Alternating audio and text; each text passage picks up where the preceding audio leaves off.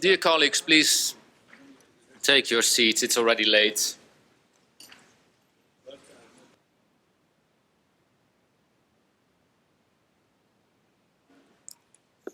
A warm welcome to our NGO colleagues who have been so patiently today, but also been very active over the last 2 weeks. And you were not always happy that we did not include you in a better way in these meetings, but that was just the outcome of our deliberations. But we appreciate it, and I think many countries in this room, I think all, appreciate your being here, your ears that you lended to hear them out, to reflect with them on ways forward, and we really encourage you and call on you to keep on doing this. So thank you for being here. Before we turn to the report of this meeting, our colleague from Tunisia just conveyed the sad message to us that one of the pioneers, so to say, of our work in this context, Bawelili Philomena Simelani of Eswatini, who was the previous coordinator of the African group here in Geneva, and like I said, a very valued and important colleague in this process, that she passed away today. And for that reason, we will commence this meeting with a minute of silence to commemorate her and think of all the good work that she did in this for us.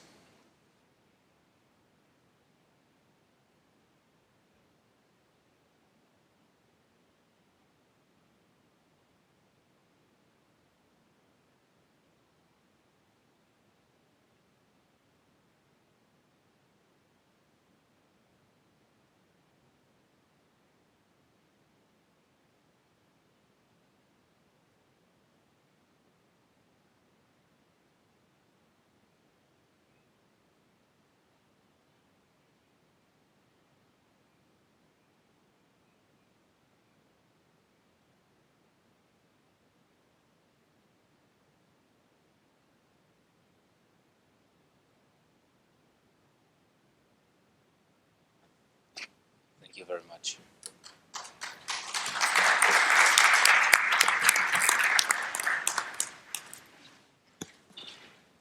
So back to the reality of today, and back to the reality of the last 2 weeks.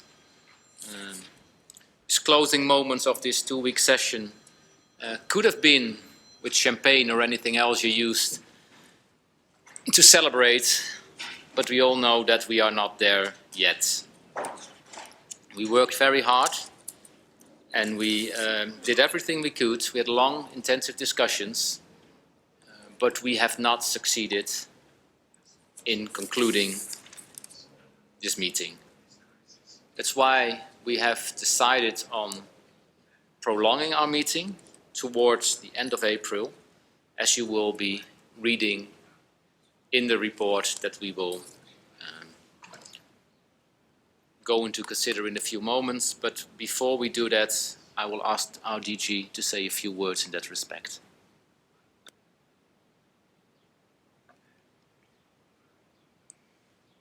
Thank you, Co-Chair. Dear Member States, dear stakeholders, dear colleagues, I extend my heartfelt gratitude to the Bureau members and each and every one of you for the progress you have made thus far in the challenging and complex negotiations on the pandemic agreement. I know how tough it is. I know it's not easy. Your dedication, perseverance, and commitment to finding common ground, though, are commendable. And you're not far away from concluding a deal. I always keep hope alive, and I'm hopeful that you will make a deal. As we approach the final stretch of the negotiation process, though, I urge you to seize this moment of opportunity to address any remaining differences and to come together in a spirit of collaboration and compromise.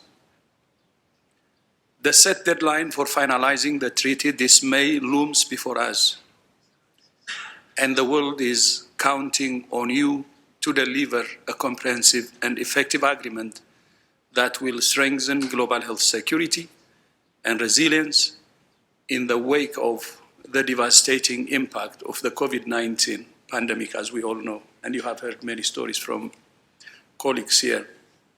The COVID-19 pandemic has exacted an unprecedented toll on our world, leaving a trail of devastation in its wake. It has claimed countless lives, shattered communities, and exposed the fault lines of inequality and vulnerability.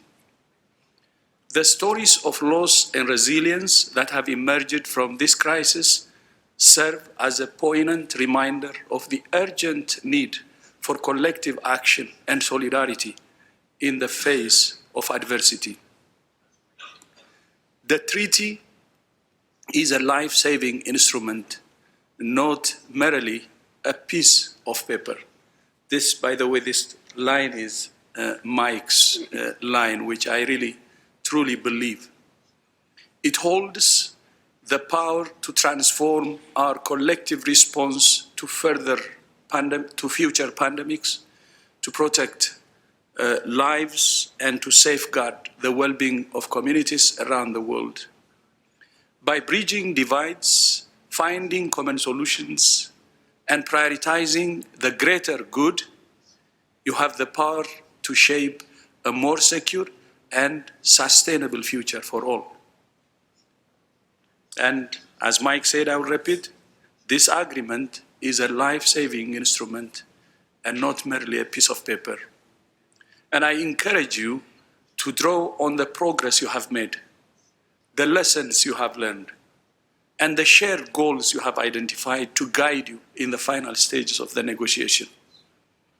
Let the spirit of Geneva, the spirit of cooperation, mutual respect, and shared responsibility guide your deliberations as you work towards finalizing the agreement by the set deadline in May this year. Together, let us reaffirm our commitment to global health security, to solidarity in times of crisis, and to a future where no one is left behind by operationalizing equity with international law. Let us demonstrate to the world that when we come together with a shared purpose, we can overcome even the most daunting challenges. I have full confidence in your ability to rise to the occasion, to transcend differences, and to reach a successful conclusion to the pandemic agreement negotiations. You have done it many times during my tenure, by the way. Your dedication and leadership are invaluable in shaping a safer, healthier, and more resilient world for generations to come. Thank you for your tireless efforts, your unwavering commitment, and your unwavering dedication to this vital cause. Let us work together to finalize the pandemic agreement by the set deadline this May, for the sake of all who depend on us, and for the future of global health security, and for the sake of our future generation. My team and I are here to provide any support you may need, at your disposal 24/7. May the spirit of Geneva inspire us in our pursuits. The spirit of Geneva embodies a profound commitment to dialogue, cooperation, and diplomacy in the pursuit of peace, security, and human dignity. It's a beacon of hope in times of conflict and a reminder of the power of multilateralism and global solidarity. Rooted in the principles of mutual respect, understanding, and inclusivity, the spirit of Geneva inspires us to bridge divides, build consensus, and work towards a more just, healthy, and peaceful world for all. As we navigate the complexities of today's global challenges, Let us draw strength from the spirit of Geneva and strive to uphold its values in our pursuit of a better future for humanity. Again, may the spirit of Geneva inspire us in our pursuits. The reason I said about the Geneva, spirit of Geneva, is because many colleagues have been raising this today, including my good friend Madeline, and her story about her son. But not only that, I know there is a group of the spirit of Geneva also formed recently. So I hope that will guide us and inspire us. Again, thank you so much to the co-chairs and all members of the Bureau. And I remain hopeful and at your disposal. Thank you so much. Thank you very much. And with that, we will turn to the report of this 9th session of the INB for consideration by the INB. We will put it on screen.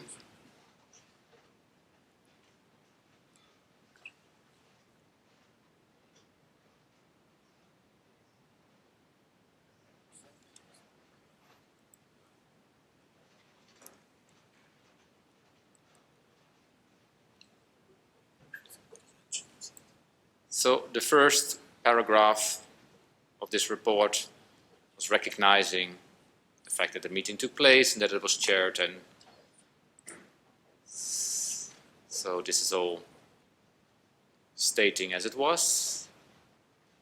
We go on to the second paragraph. And we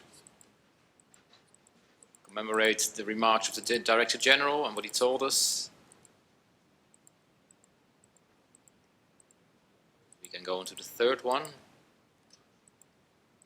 And this is what we did. We addressed all the items on our agenda. We concluded them all. So we can go on to number 4. It says what we did. We did a rather detailed review of the revised text. And it was recognized that intensified work is necessary for the INB to deliver on the mandate, and that we are not ready, like I pointed out in my introduction. What are we going to do then? That's in paragraph 5. Came up with a way forward, come up with a new version of our text. And that text will be building on the current one, but also be different in focus, in level of detail, like we discussed before, but still trying to operationalize equity as much as we can, and also addressing the critical aspects of pandemic prevention, preparedness and response as much as we can. And we will build on the consensus already identified. And consensus is an important word.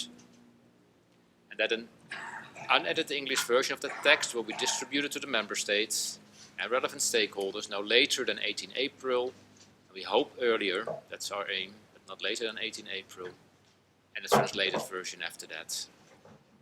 And we will have a resumed session of the 9th meeting, held from 29 April to 10 May.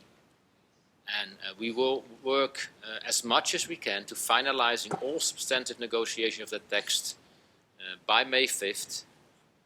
And we will take stock of the progress made on May 3rd in order to determine the way forward for the World Health Assembly.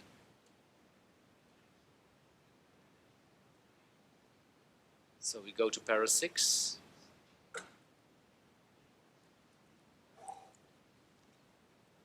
And we also paid attention to intersessional work. And we will continue doing that, both previously to sharing the next text with you, and after that. We will do that in different ways, and those ways will be added to a schedule or an agenda that we will share with you all. And of course, like we always have, we will have a briefing for member states and relevant stakeholders before 29 April. And we will also continue working with the working group on IHR for further coordination on relevant issues. And we will, like I say, circulate a schedule for fully inclusive intersessional work. So there's a lot to do in the weeks that lie ahead of us. We go to 7. And we agreed that the resumed 9th meeting will work to find common ground and consensus, and respecting the right of member states to propose modifications to the text for consideration of the INB. And we will focus mainly in the drafting group on agreeing text at referendum. We will provide you all with a program of work before the resumed session that enables also a sufficient time for structured, informal meetings of the working group, as much as we need to progress the work, and with no more than 2 meetings at the same time. And we at the Bureau will also reach out informally to many of you as needed. Then, in 8, the Bureau, with the support of the Secretariat, will develop and share in advance of the resumed session also a text for the WHA resolution for our consideration. And lastly, we considered new relevant stakeholders to be included, Annex A, and we decided that we refer that decision to a later date. And the meeting considered and hopefully approved in its interim report, and the co-chair suspended the session. So, is the INB ready to adopt this report? I take that as a yes, and then Precious always likes to slam the hammer as much as she can, so she can do that. Thank you very much.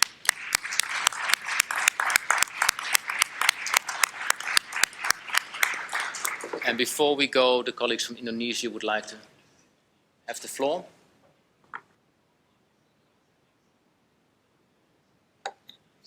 Thank you, Mr. Co-Chair. Indonesia delivered this statement on behalf of the 34 members of the Group for Equity. We have come a long way since the world recognized that no country can be safe until every country is safe. Now it is our solemn duty to translate that aspiration into reality through crafting an effective treaty. The lessons learned during the COVID-19 pandemic should guide us towards that. Substantial progress has been made through the course of the INB meeting. However, there is still significant work that lies ahead of us. While we reaffirm our ambition to complete our mandate by May 2024 for adopting a treaty, we must be bold, courageous, and sincere to have an effective and equitable treaty that is applicable and operable for all parties in all settings, without any barriers, so that it better serves the needs of our people as well as to the multilateral environment. Health for all must be the priority over any interest and divisions, while equity remains at the center of the treaty. Its content have to be shaped up in the spirit of realizing solidarity and inclusivity. A treaty with mere political rhetoric cannot be an outcome of this process. Going forward, the process must remain member state-led with an understanding that nothing is agreed until everything is agreed. We require transparency and inclusivity in the process. All states must participate in equal footing with the defined modalities that allow a clear program of work to be known in advance. The Group for Equity would like to put forward the following priorities. First, the legally binding obligation to facilitate diversification of production of pandemic-related products in Article 10, an equitable allocation of the same in Article 13, by ensuring public funding conditionalities in Article 9, and licensing of technology and sharing of know-how in Article 11, guaranteeing protected, sustainable, and equitable health and care workforce in an indispensable pillar of PPPR in Article 7. Second, PAP system in Article 12 must ensure that access to pathogens with pandemic potential is on an equal footing with equitable, fair, and rapid sharing of monetary and non-monetary benefits, including licensings for the production of pandemic-related products in developing countries to address the gaps in equitable access. Users of the PAP shall be registered and have legal obligations. We strongly suggest the Bureau to take into account developing countries' proposals, including those presented by the members of the Group of Equity and of African Group plus Egypt during the INB9. And third, Article 19 and 20 should clearly recognize the priorities and capabilities of developing countries to ensure the full implementation of all commitments. The fund for implementation for the Pandemic Treaty and IHR has to be accountable to WHO member states. Before concluding, we reiterate that we can be safe together. So let's put our hands together so as to change the status quo of global health systems architecture and governance for a better world for us and for our future generations. Thank you very much, co-chairs. Thank you very much. The Philippines, please. Thanks, co-chairs. The Philippines associates with the Group of Equity statement and delivers this intervention in its national capacity. We are at an inflection point in these negotiations. If we use the timelines we have set for ourselves as a criterion, we must acknowledge that we are not succeeding. This acknowledgement is crucial if we are sincere about the changes we need to make in our approach collectively and respectively, both in terms of process and in substance.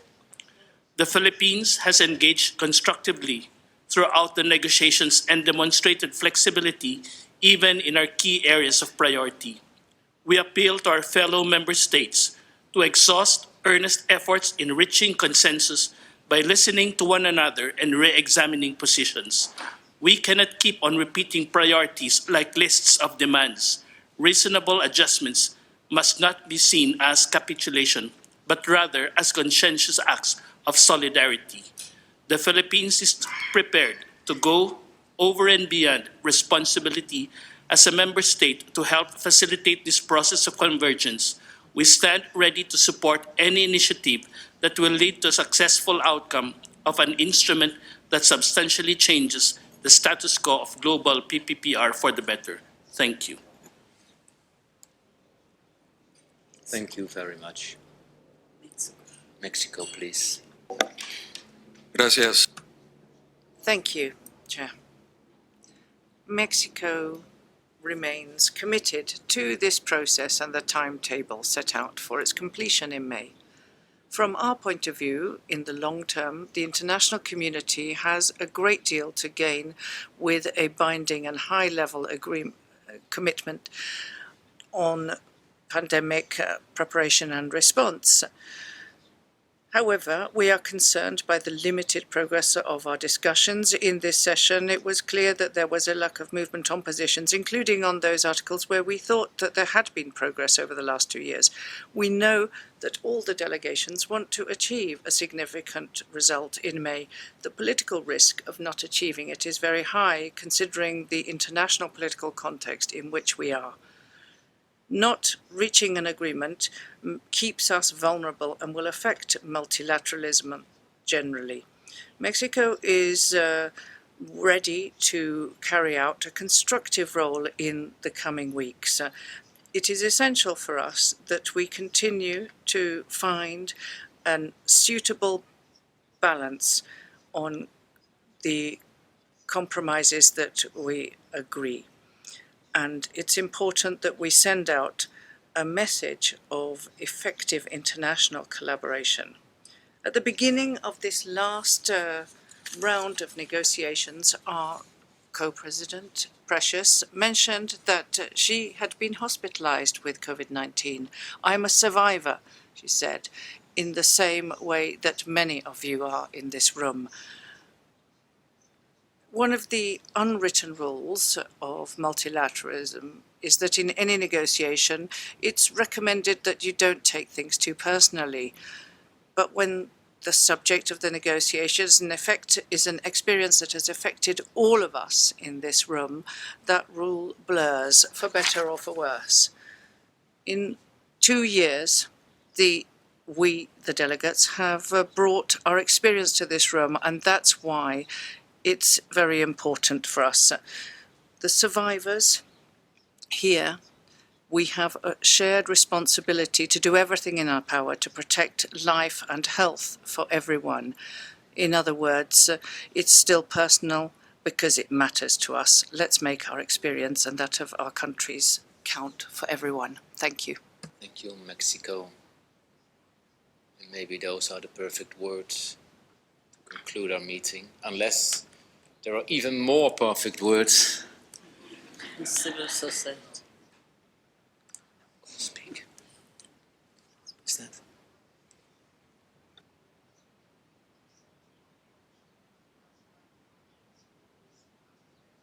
Colombia, please. Gracias, señor. Thank you, Co-Chair. at the closing of this meeting with the commitment to come back next month. My delegation are sad to see that we are far from achieving the task we set ourselves in December 2021. There are many reasons why we are at this point, including changing modalities, which were sometimes unclear, but also because we're facing a highly complex document that we must be able to manage in the little time that we have. For my delegation, failure has never been an acceptable option. That's why Colombia has always participated with a spirit which is constructive in all substantive discussions and negotiations, so that we can achieve the agreement that will avoid us having to return to experiencing the inequities we experienced during the COVID-19 pandemic. Colombia believes in this process, and as we do so, we have tried to bring in the best way possible our contributions as participants and volunteering to find proposals which were effective, equitable, and based on science. So you can count on Colombia in the next 2 months to continue working towards our joint objective. And we'd like to continue working with our task of negotiating a treaty for the prevention, preparation, and response to pandemics. We will not give up, because it would be giving up on all those people who have suffered. So we support the Bureau in producing a streamlined text and one which can achieve consensus, but it will have to have substantive provisions which will take us beyond the status quo and that will help us to clearly state now that we will not just support any text. The agreement that we will reach must be clearly based on the principles of equity and solidarity. The tragic experiences that we lived through during the COVID-19 pandemic show us that these principles need our consideration, and we need to remember that in the solutions we propose.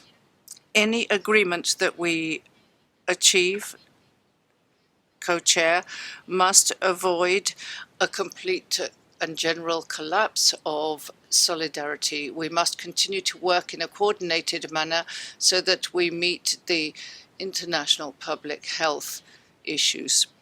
So we call on all delegations to work on that basis and to work on the flexibility and commitment necessary to reach a good port. So we are convinced that in this way we can build a solid and long-lasting structure that is important for the responsibility that is entrusted to us by humanity. Thank you. Thank you. Switzerland. Merci, Monsieur. Thank you, Co-Chair.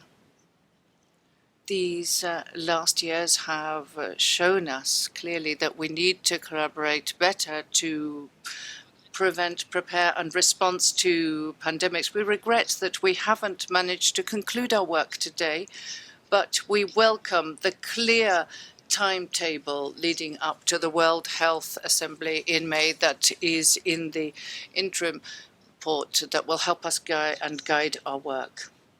We commit to work with all our efforts to reach a consensus agreement that will make a difference to protecting our populations.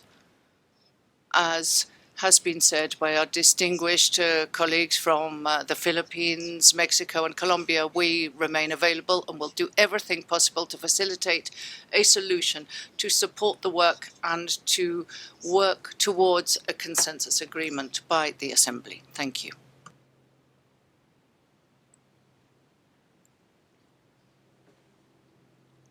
And that seems to have brought us to the end of our meeting. And shall I give you the famous last words, Precious? But I would like to thank you for all your hard work, and we see each other very soon. Again, I think you've been sitting too long. Thank you for allowing us to punish you, to work till late. Most of you did not only end at 10 o'clock. We are aware that after 10, you still had informals. And to do that in an organization that promotes health, I know it's not healthy, but it just shows the sacrifice you've shown. You know, we had 2 of the member states say some babies were delivered during this period. And I was just wondering, when we've agreed that this is a WHO pandemic agreement, we can rename them, change their birth certificates. With your permission, we can call your child Precious. Madeline. Oh, Pandemic agreement. I thought precious. So, with your permission, if there's no copyright, your child can be renamed accordingly. Pandemic agreement. With that, I conclude. Let's keep the spirit of Geneva alive. I thank you.